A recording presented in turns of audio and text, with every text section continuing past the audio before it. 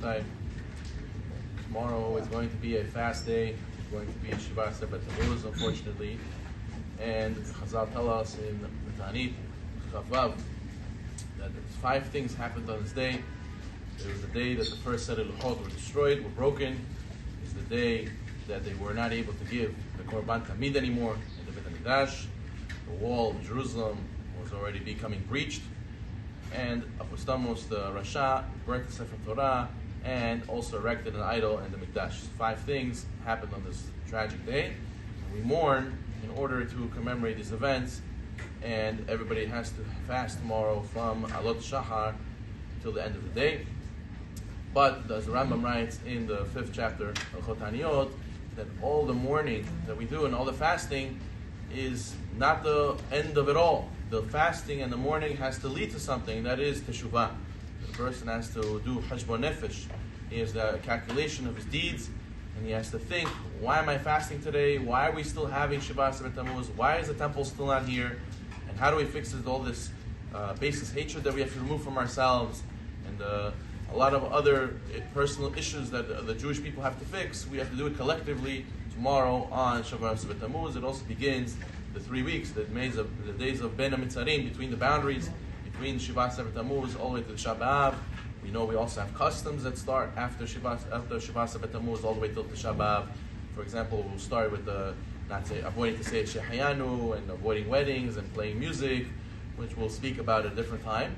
But we see it begins the new stage for that time of year where we begin to mourn and become very close to the Beit HaMikdash.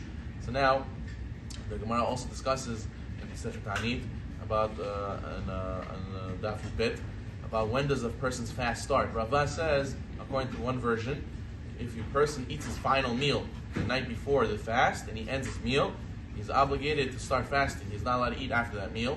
And then the Gemara brings another version of Rabbi, who says that no, once a person goes to sleep, that's when his fast starts. So as long as he didn't go to sleep, he could still eat the night before.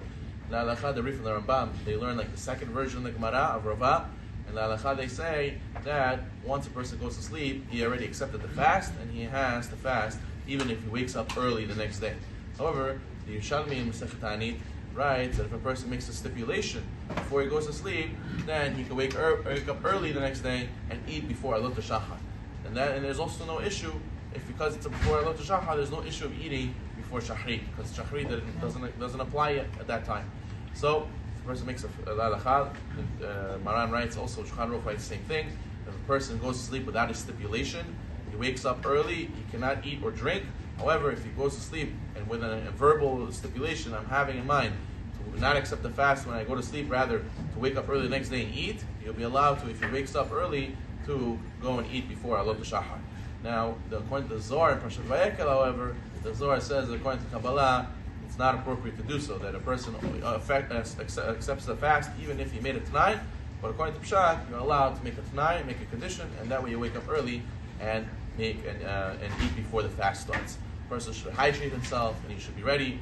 And also the next day on Shiva Sebet Tammuz, the person should spend that day, like I said before, doing teshuvah and not quote unquote kill the day. The people sometimes look to how do we make the day go fast? And people say have a easy fast, and they look to maybe distract themselves, go shopping, watch a bunch of videos the whole day. That way they can avoid this feeling of the fast. But it's the opposite. We should feel the fast. We should say to each other, we should have a meaningful fast. And B'ezrat Hashem, b'zchut this that we mourn, will affect the change in ourselves, and will bring the Geulah. Amen, amen, amen.